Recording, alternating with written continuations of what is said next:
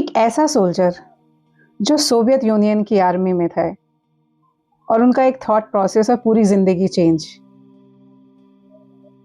उनका एक ही रूटीन था, सुबह उठना, खाना खाना, दारू पीना, बॉर्डर पर लड़ाई करना। उनके लिए कोई धर्म मजहब कुछ भी नहीं था।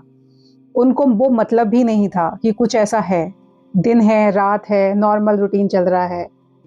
बॉर्डर पर लड़ाई होती है, अचानक एक देश बोलता है मैं शक्तिशाली हूँ, दूसरा बोलता है मैं शक्तिशाली हूँ।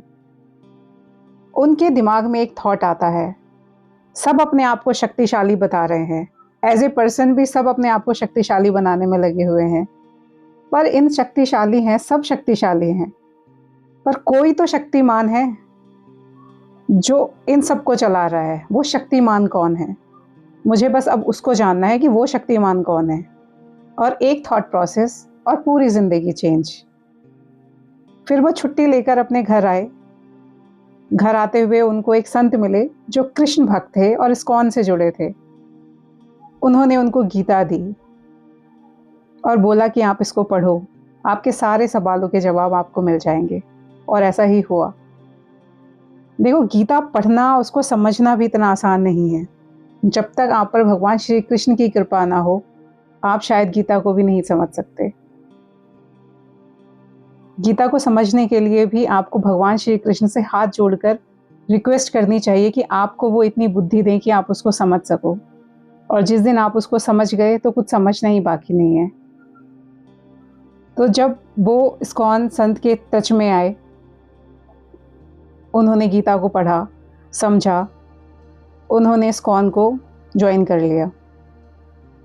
उन्होंने जब वो उसके बाद अपने घर गए तो उनके पेरेंट्स उनको देखकर एकदम हैरान, क्योंकि उन्होंने सर पे चोटी रखी हुई है, धोती लुंगी पहनी हुई है, वो पूरे कृष्ण भक्त। तो उनके पेरेंट्स देख के एकदम शॉक्ड हो जाते हैं, क्योंकि उनकी फैमिली और क्योंकि उनका क्रिश्चियनिटी, उनका धर्म अलग होता है और उनके परिवार में कुछ भी ऐसा नहीं। वो एकदम शॉक्ड हो जाते हैं और वो बोलते हैं, अरे तुम्हें क्या हुआ? ये उनकी सर की चोटी को देख के भी बोलते हैं, अरे ये एंटीना सा क्या है, क्यों आपने ऐसा अपना वेशभूषा बनाई हुई है। उनके सारे रिश्तेदार घर पर आ जाते हैं, सब उनको समझाने लगते हैं और फिर बोलते हैं, मुझे उस शक्तिमान से मिलना है, मुझे उस शक्तिमान को जानना है। तो उनके पेरेंट्स बोलते हैं कि हमारी समाज में बहुत बदनामी हो जाएगी, तुम घर छोड़ के चले जाओ। तो वो अपने पेरेंट्स से, अपनी माँ से एक बात बोल के निकलते हैं कि माता, लाइफ में कभी भी आपको मेरी ज़रूरत पड़ेगी या कभी भी मेरे कारण आपको सर नहीं झुकाना पड़ेगा, ये मेरा आपसे वचन है। आप हमेशा मुझ पर प्राउड फील करोगे। और इतना बोलकर वो चले जाते हैं और भारत आ जाते हैं और जब भारत आके यहाँ कृष्ण भक्ति करने लगते हैं। अभी ये रिसेंटली बात है, 23 साल के बाद की बात। 23 साल हो गए उनको इंडिया में रहते हुए, कृष्ण भक्ति करते हुए। फिर अभी जो ये यूक्रेन और रशिया का जो वॉर हुआ, उसमें सिचुएशन यूक्रेन की काफ़ी ख़राब थी और उनकी जो जगह, उनकी जो सिटी है, वो काफ़ी यूक्रेन की काफ़ी उस सिटी की सिचुएशन बहुत ख़राब हो गई और वहाँ पे लोग सब डर के इधर उधर सब जाने लगे। तो उन्होंने अपने भाई को फ़ोन किया, उन्होंने पूछा अपने पेरेंट्स के बारे में। तो उन्होंने अपने भाई से बोला कि आप उनको, इंडिया की पेरेंट्स को, आप मेरे माता पिता को आप यहाँ भेज दो इंडिया।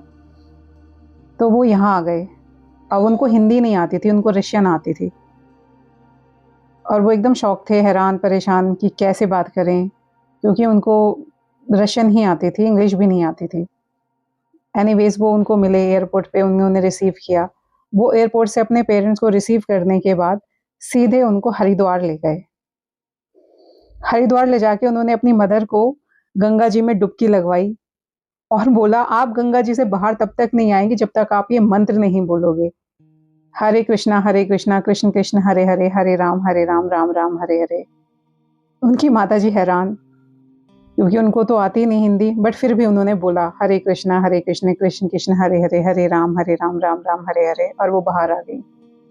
फिर उसके बाद उनके पुत्र उनको बहुत सारी जगह ले गए, काशी ले गए, उनको वृंदावन लेकर आए, उनको अयोध्या ले गए, बहुत सारी जगह उन्होंने उनको दिखाई। फिर जब वो वृंदावन आए, उनका स्वागत हुआ, उनको माला पहनाई गई, सबने क्लैपिंग करी, उनका स्वागत किया। तो वो अपने पुत्र को बोलती हैं, बेटा तुम कौन हो? वो हंसने लगे और बोले, माता मैं आप ही का पुत्र हूँ, और मैंने आपको कहा था ना कि मेरी वजह से आपको कभी भी निराशा नहीं होगी, आप हमेशा प्राउड फील करोगे। आज उनकी माता इतनी खुश हैं और उन्होंने भी इस्कॉन ज्वाइन कर लिया और कृष्ण भक्ति करने लगी, और आज प्राउडली कहती हैं कि I am so proud of my son, कि जिसने मुझे इतना अध्यात्म का रास्ता दिखाया और मेरा जीवन संवार दिया। तो आपका एक थॉट प्रोसेस और आपकी ज़िंदगी में आपको कहाँ लेकर जा सकता है, ये आप पर तय करता है। आप कितने पॉजिटिव सोच रखते हो, क्योंकि पॉजिटिव सोच से आप अपना जीवन बदल सकते हो, अपने कर्म बदल सकते हो, और कर्मों से तो सब संभव है ही है, क्योंकि ये तो भगवान श्री कृष्ण भी बोलते हैं कि तुम कर्म करो, फल की इच्छा मत करो। हरे कृष्णा।